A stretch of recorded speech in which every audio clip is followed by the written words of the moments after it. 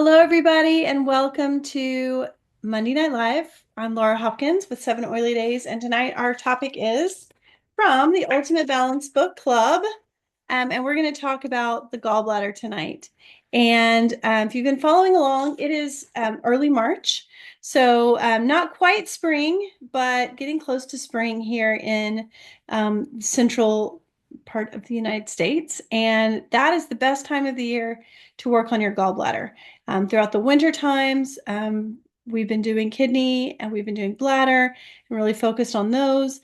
And now we're moving into the spring, and there's quite a few more focus areas of the spring, and then in the summer there's a lot.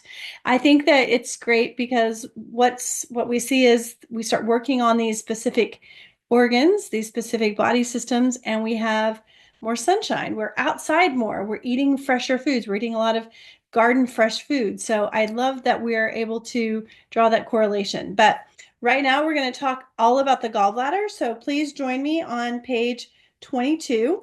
You're going to see where your gallbladder is located right there. You can feel, a lot of times you can feel pain from the gallbladder. If you're experiencing, normally it's just there, it's doing its workhorse job, but it would be underneath your rib cage on your right side. That's where your liver is. Your liver and your gallbladder are bosom buddies, literally, and they work together. And then, of course, your gallbladder also works with your digestive system to help with secreting bile into your stomach. We're going to get into specifics. We're going to read through what it does, but as you're looking through it, I want you to kind of identify the location on your own body, and then also you can look at the picture that's here of how it connects, that the liver and the gallbladder are connected together.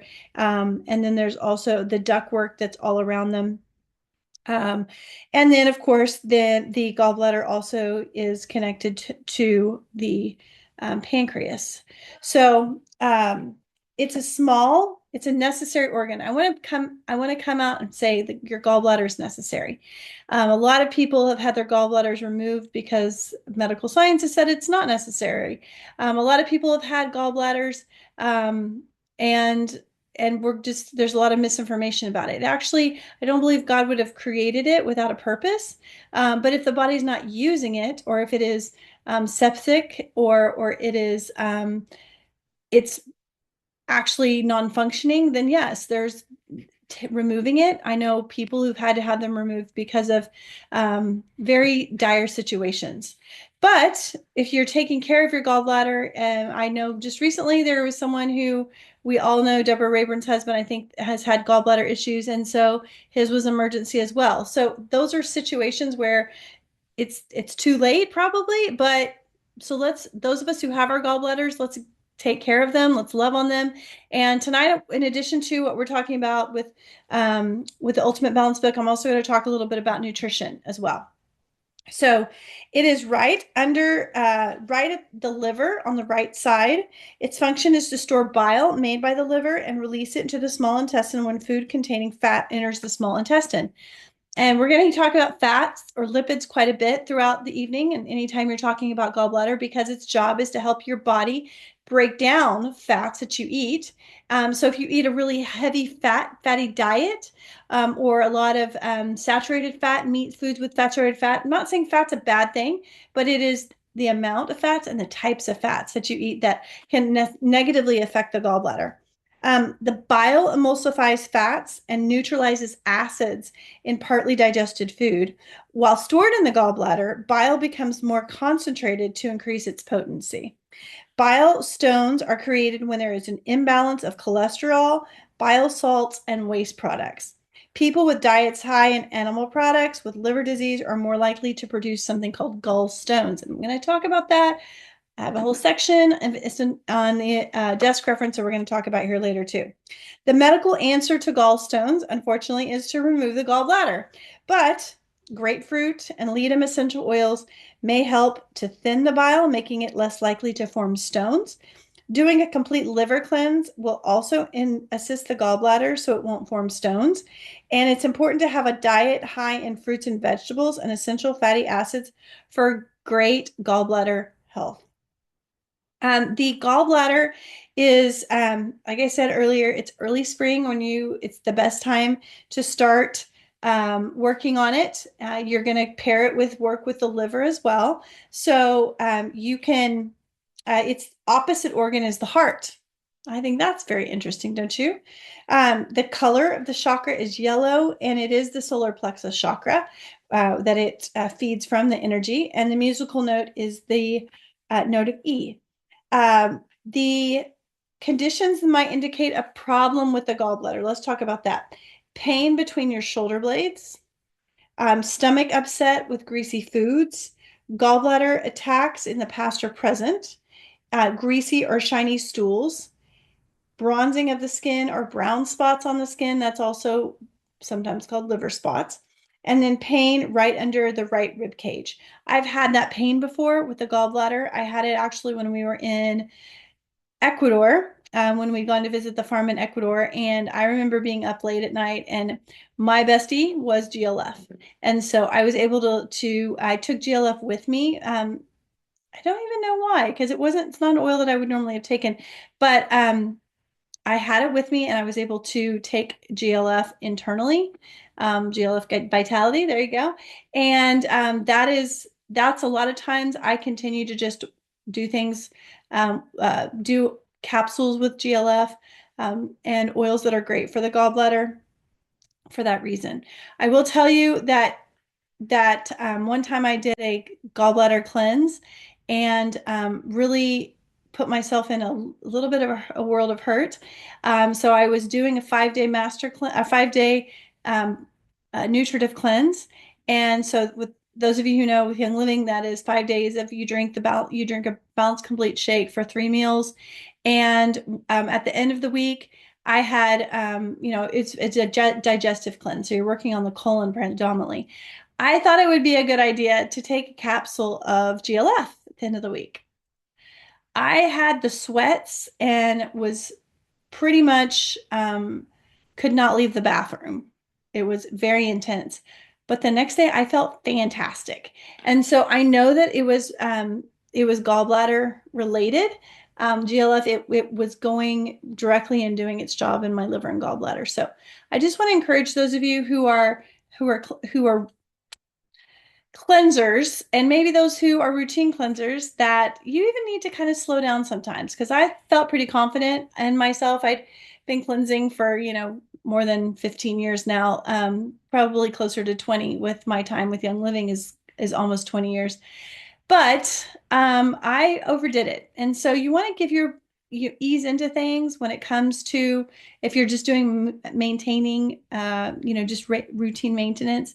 If you're in an emergency situation, that could be different. But I was ready to just rid myself of whatever was going through me. But the next day, I knew I had great relief from it. So, and we're going to talk a little bit about the gallstones here in a bit. So your neurovascular point for the gallbladder is on the top of your head. And then your Vitaflex point is on the right foot. Let me get my model.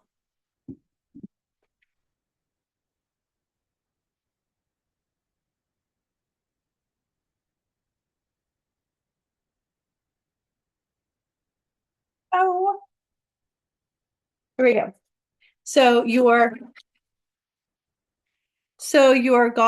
gallbladder point is on your right foot, right about here.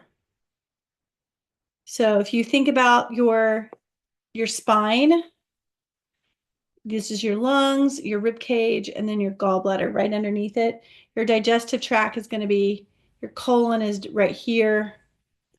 That would be how you do the colon. So your gallbladder is going to be here. So you can use GLF on that point, and you can do your Vitaflex, your pad tip nail, and just continue to work in that one little spot. So those are the points. The meridian and the organ reflex point is here. It's just below and slightly to the right of where the ribs meet, making a V shape. That's right. Here's the point. There you go. See that? Okay. And then the gallbladder meridian begins at the side of the eye and travels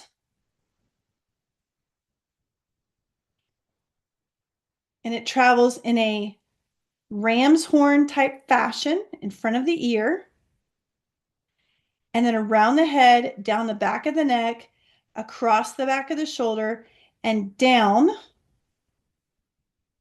the side in a zigzag on the last two toes. So there you go.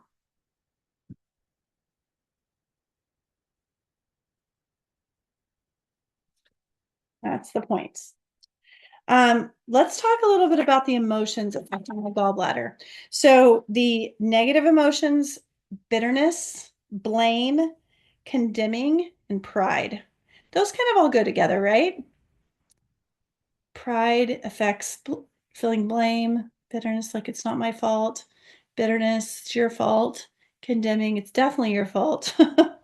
And then the positive emotions, let's go on the other side of that. So approval, pardon, or forgiveness, right?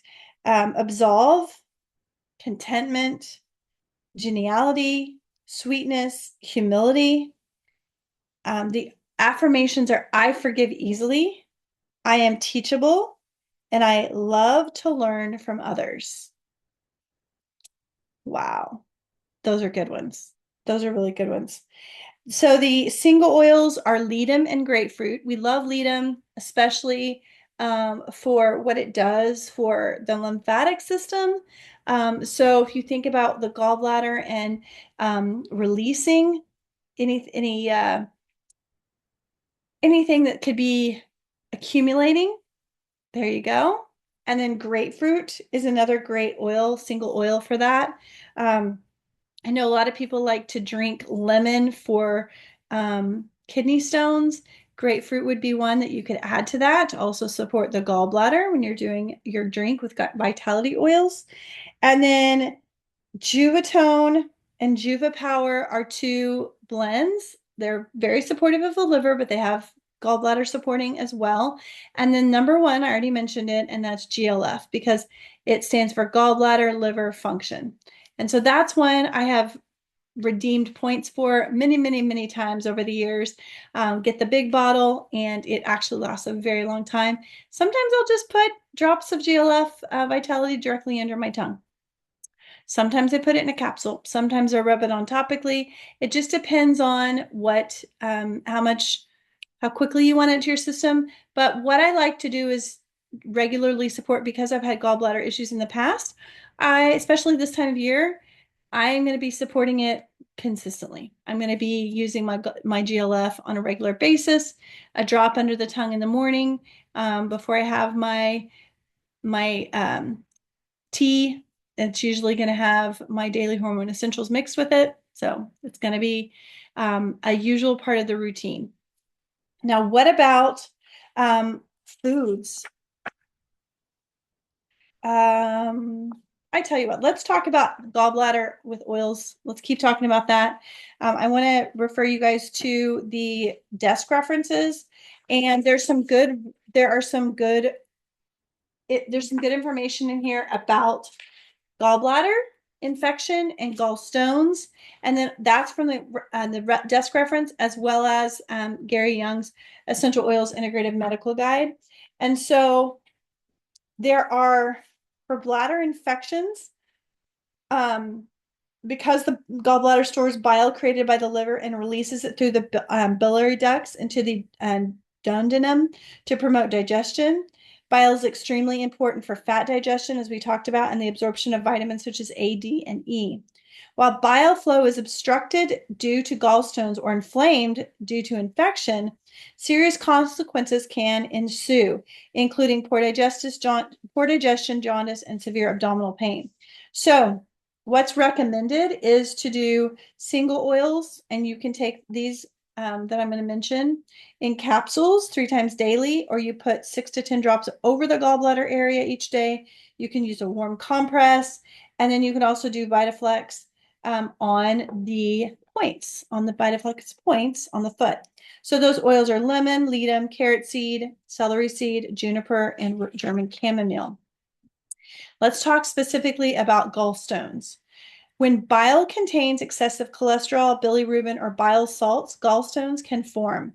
Stones can be made from hardened cholesterol, account for the vast majority of gallstones, while stones made from bilirubin, the brownish pigment in bile, constitute only about 20% of gallstones. They can block bile flow and the passage of pancreatic enzymes, which we know pancreatitis, ITAs and lipase. Those are enzymes, digestive enzymes that are necessary, especially for people without a gallbladder, to have those enzymes to help you break down fat.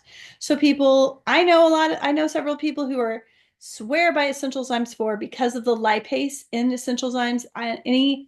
Any ASE is ACE at the end of these digestive enzymes, and that will tell you it's an enzyme. And so lipase, so lipid is a fat. So there you go, lipid. Lipase is it breaks down the fats, and that is in essential enzymes 4. There's also pancreas related enzymes in it as well. So um, several studies, let's see, here we go. So gallstones can result in inflammation in the gallbladder, or pancreas and jaundice in some cases. Gallstones can be life-threatening depending on where they're lodged. Several studies have shown that limonene effectively and safely dissolves gallstones. So what are oils with limonene in them? Put them in the chat. These oils that I read to you, a lot of citrus oils are going to have limonene. Lemon, it's very high in D-limonene.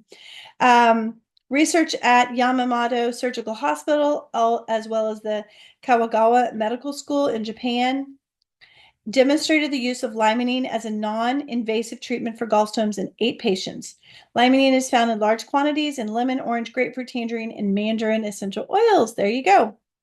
And there it gives a reference to the study there. So you can also do, this says 2 per day, 2 drops of the 2 capsules of those oils per day for 2 weeks, or you can do a massage of 6 to 10 drops over the gallbladder with a compress 2 to 3 times a day, and then also on your gallbladder liver points of the feet.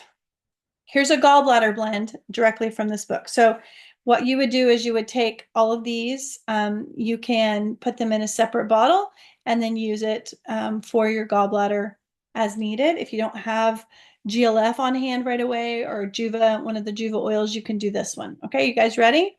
So it is 2 drops of ledum, 1 drop of Roman chamomile, 1 drop of lavender, 1 drop of rosemary, 1 drop of geranium, 1 drop of juniper. I'll repeat it. 2 drops of ledum, 1 drop of Roman chamomile, 1 drop of lavender, 1 drop rosemary, 1 drop geranium, 1 drop juniper.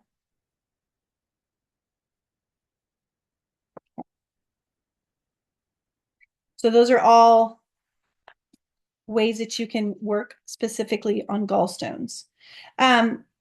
This also mentions some risk factors for gallstones. So if you've never had them, this might, if you don't, or you're curious to know what qualifications, but if you're having a healthy lifestyle, if you're taking care of your yourself with exercise, good diet, water, and then you're doing regular attention to your organs, you're not eating excessively fatty foods, you're eating balanced foods, that's going to be a big part of it. All right, risk factors. Being obese increases gallbladder emptying. Sorry, obesity decreases your gallbladder emptying and results in significantly higher risk for gallstones. Over 60 is another possible risk factor, being female and middle-aged, so between 20 and 60. because excess estrogen for hormone replacement and birth control pills. So if you're adding things to your routine that are not the body's not recognizing, cholesterol lowering drugs can be an issue. They can raise cholesterol in the gallbladder, even though they can lower cholesterol in the bloodstream. Diabetes is another issue because of high triglycerides, which can increase the likelihood of gallstones. And then if you have a rapid weight loss, that forces the liver to pump out extra cholesterol, which can become concentrated in the bile. So those are all possibilities. So look at those and go, hey, I want to lower my opportunity, lower my risk. And you can do that with your healthy diet. And so let's talk a little bit about that. Good things, good foods for the diet. So I'm using another book that you guys might recognize called Nutrition 101. And I just happen to be one of the authors for this book, Nutrition 101 Choose Life. And this book was originally started as a homeschool curriculum, and it has been a real blessing to a lot of people. But we're going to talk a little bit about from the digestive chapter, which is unit 2. And we're going to talk about um, the foods that are good for the digestive system, the gallbladder, the liver. And so, again, going back to water, hydration is really important as your system is flushing things out, as your system is moving food through indigestion. Your digestive system cannot get dehydrated. It's a very common thing. Your colon, your intestines are not tubes; they're muscles, and you want to make sure that they're doing their job and that they're moving food waste, excuse me, moving waste a lot right through, not just pushing it through like a tube. Whenever we look at good foods for the colon, good foods for the colon are a lot of times going to be good foods for the gallbladder or good foods for the liver within that digestive tract. So you're looking at things like fresh fruits and vegetables. So apples, not super like crunchier things. So think fruit that there's going to have enzymes in it as well. So vegetables like asparagus, beets, okra, cabbage, carrots. Um, let's see here. Grapes and berries are great fruits. So green juices, green drinks, aloe vera juice, psyllium husk, that's good. Flaxseed, chia seeds, you're going to really get more from green leafy vegetables. The rice bran and wheat bran can be good for them as well. And then also your garlic. Garlic is a really good one. I forgot pears as well. And then we want to make sure that as you're supporting your digestive tract, that you're using, raw fruit is a really great way to support um, the liver and to support the gallbladder. And so fruit juices that aren't concentrated, apple juices and pear juices are the concentrates that you buy in the store are super, super, super sugary. Um, if you have a juicer or can invest in a juicer, it doesn't have to be a high dollar juicer. I have one that I've had for, oh my goodness, probably getting close to 20 years. And it's just a very, I think I might have paid 80 or $90 for it, and I've used it for years. And I do celery juice through it. Which is celery is fantastic for the liver and the gallbladder. It's very alkalining. You want your pH balance to be very alkalining, and that's what your body can do can really do a lot of work and healing in that when it's balanced is not so acidic and moves towards pH. You don't want to be too alkaline either, but most people are too acidic. So eating more alkaline foods, so your raw fruits and vegetables. And sometimes I don't like necessarily to eat there's crunch. I like the crunch of the raw fruits and vegetables, but sometimes it is very it's just different, and I enjoy having a celery juice or having carrot, celery, cucumber, and throwing in a beet in there. And so that can be very good. You don't Celery is one that you can drink a lot of and be just fine. beets are one that you want to go a little slower with because those can be a little bit heavier for the amount of vitamins and nutrients that you're pushing through when you're trying to cleanse. Celery is a lot more neutral. And again, very, very, very alkalining. So I hope that this has been helpful. It was a very, I wanted to spend time tonight talking about nutrition as usual. Even though it's not really covered in our The Ultimate Balance book, to me, nutrition is always very important. And it's a necessary part of our process when we're talking about whole body wellness. So holistically. And I believe that the authors believe that too, but they're talking specifically about using essential oils, chakras, meridians, and the body systems. So, do you guys have any questions?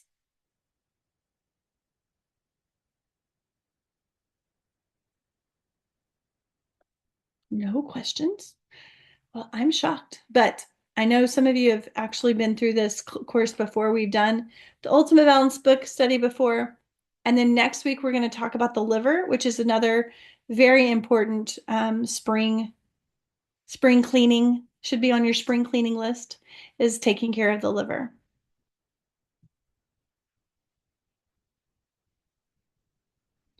Okay, well, if there are no other comments, I'll let you guys go, and you can always get the replay of this on 7 Oily Days on YouTube.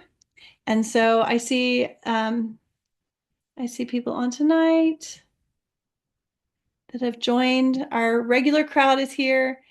Feel free to invite others to come and be a part of it as we do um, the liver next week. And then also for those of you who are doing our last week of the month is our gather. And so on the gather weekend, on gather, what we do is we have people into our home and we share all about our essential oils. And this month, our gather is going to be a pain relief wellness chest. So if you have not yet gotten the monthly newsletter that has all of the information in it for gathering the oils we're going to talk about, the video I'm going to do, then send an email to me at 7 Oily Days, and I will send you the link to get registered for that every month. And then, like I said, next week is going to be the gallbladder. The week after that is the liver. And then the week after that, on the 23rd, we're going to do essential oils with babies and children. So I can't wait to see you guys. Invite all your friends, and we will have a great spring. Well, it won't be spring by the time we see you next, but spring break is next week. But we're still having a class, and you guys have a great week, and we'll see you next time. Goodbye.